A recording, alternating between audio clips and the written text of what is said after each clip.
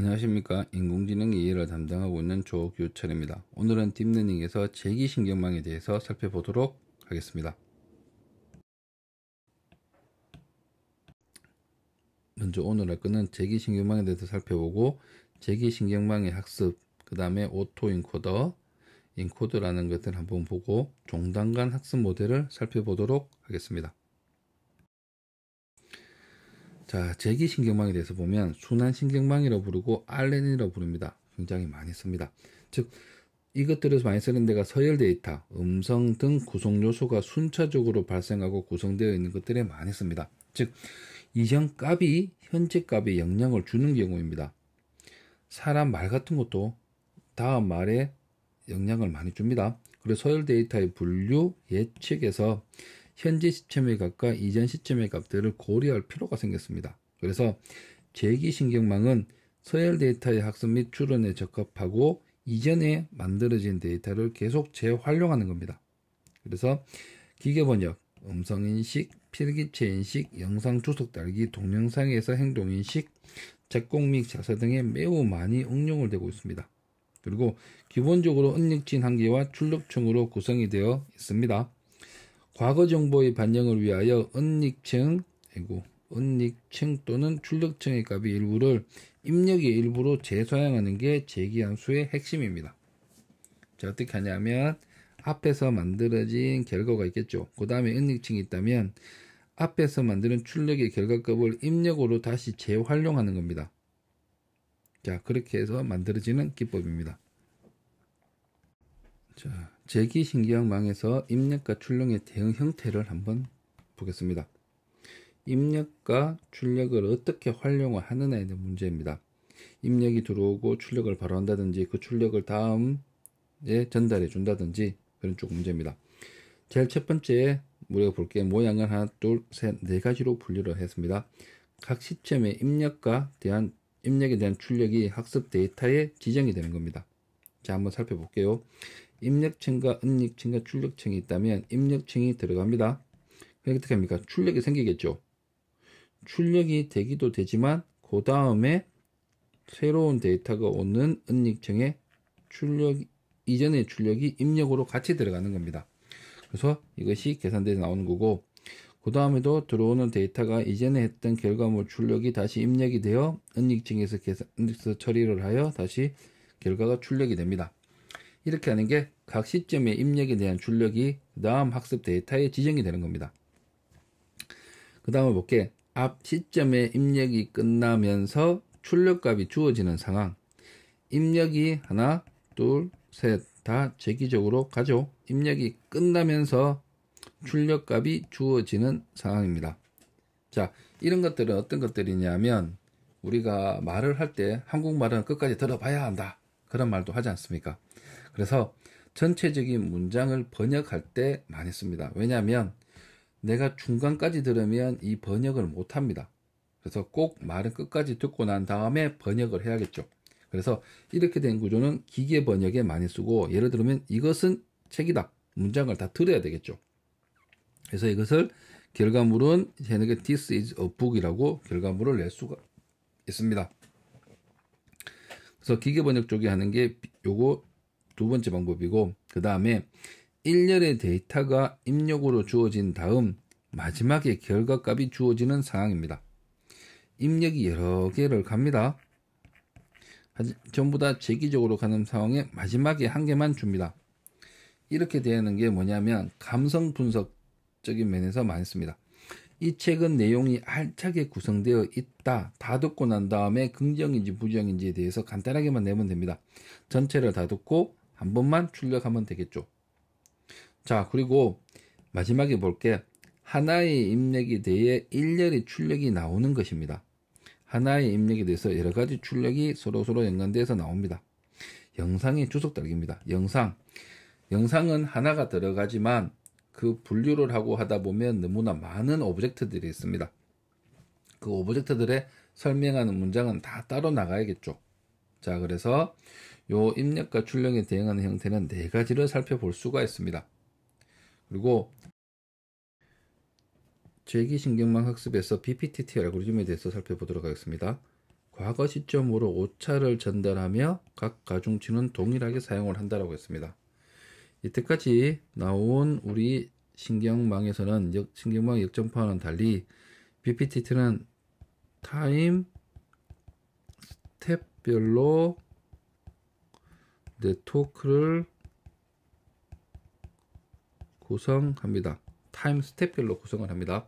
그리고 이거를 위해서 역전파를 사용하는데, 그래서 시간이 거슬러 간다고 해서 back propagation through time입니다.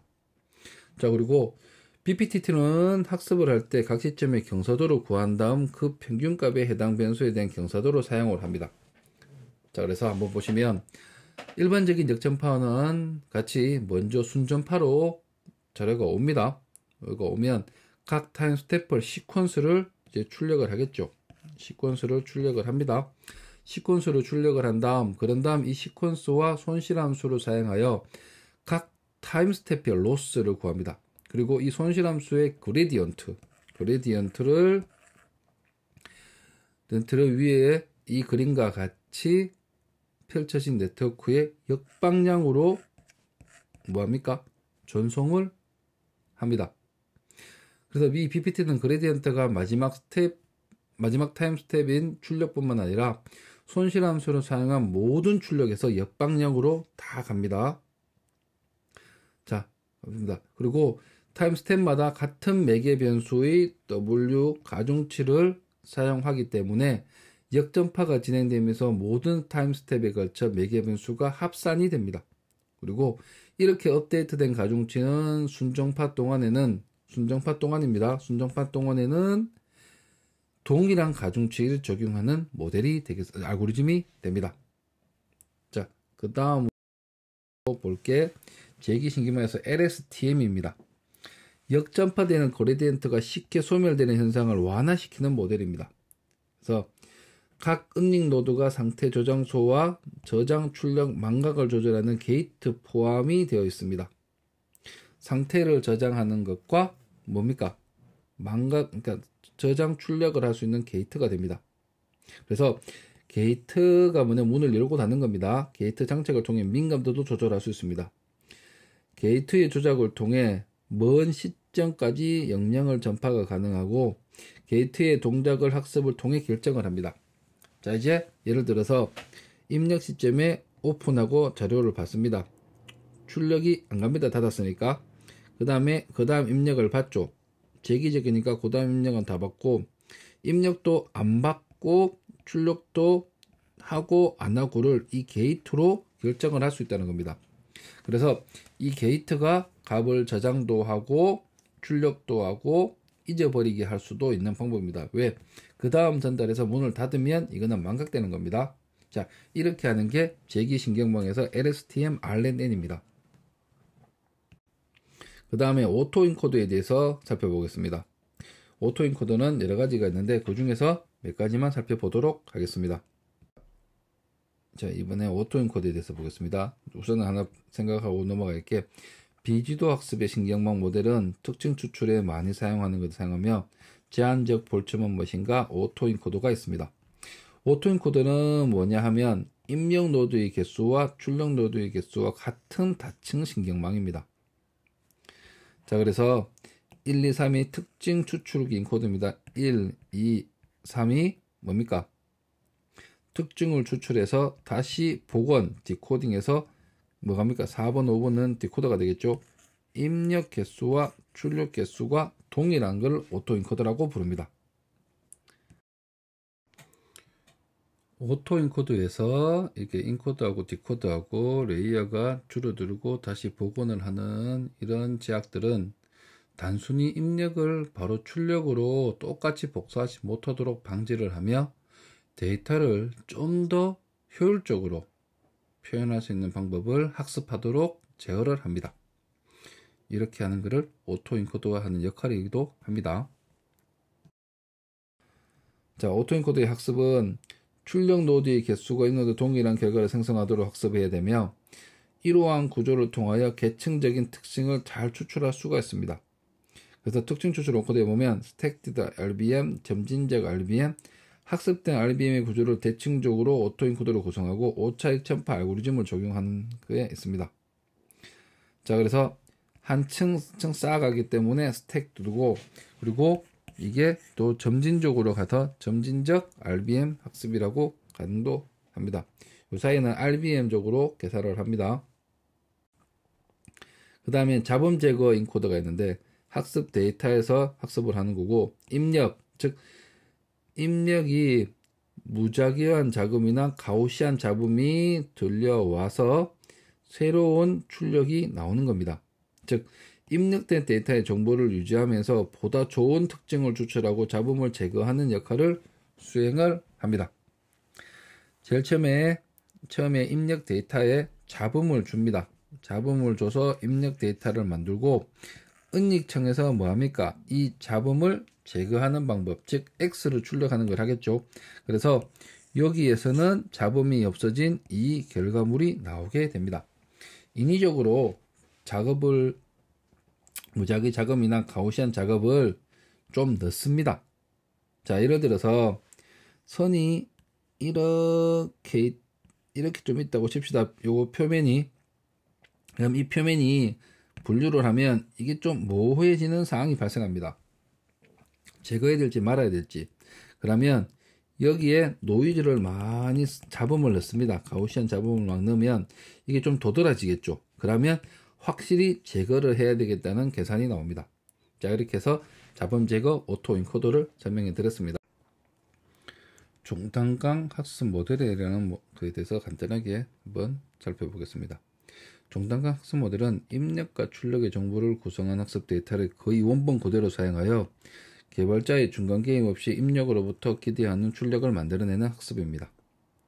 그리고 모든 파라미터를 보통 경사 하강법 기반의 방법으로 학습을 합니다. 경사 하강법에 대해서 간단하게만 설명을 해드리면, 우리가 오차를 구했었죠.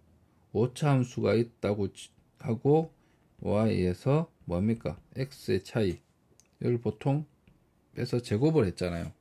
순서는 상관없습니다. 제곱을 할 거기 때문에.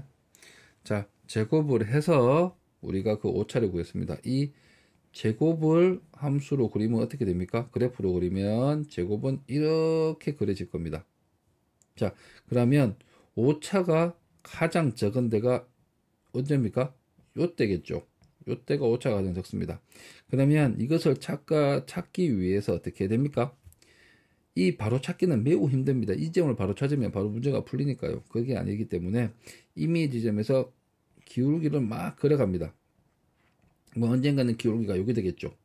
그러면 이 기울기를 요 지점이 뭐가 됩니까? 가장 효율적인 면이 되겠죠. 그래서 기울기를 하강하면서 간다고 경사 하강법이라고 부르는 겁니다. 자, 이렇게 설명을 간단하게 했고요.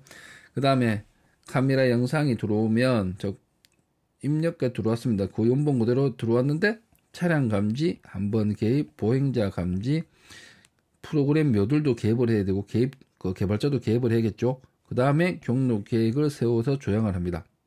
이것들은 중간에 묘들적이나 개발자가 개입을 해야 되지만 카메라 영상에도 기계학습 모델 자체에서 바로 계산해서 조향을 합니다. 이거는 중간에 개입하는 묘들이나 뭡니까? 개발자가 개입을 하지 않습니다.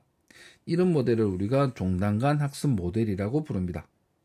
자, 지금 이때까지 인공지능에 대해서 살펴보았는데 빠뜨린 게 너무 많아서 마음도 걱정도 되고 하고 있습니다. 그래서 시간이 너무 작습니다. 머신러닝만 아예 한 학기를 수업하는 게 좀 더 낫지 않을까 싶을 정도로 머신러닝만 내용이 굉장히 많습니다. 그래서 너무 많은 알고리즘이 있고 하나의 알고리즘 자체가 설명하는데 너무 많은 시간이 소비가 됩니다. 그래서 제가 이제 수박 겉핥기 식으로 표현하면 좀 그렇지만 너무 개념적으로만 가서 오히려 혼동이 되지 않을까 걱정이 되기도 하지만, 그런 것들은 저한테 연락을 하시거나 아니면 좀 더 다른 자료를 찾아보시고 공부를 하시면 도움이 될 것 같습니다. 자, 오늘 수고하셨습니다.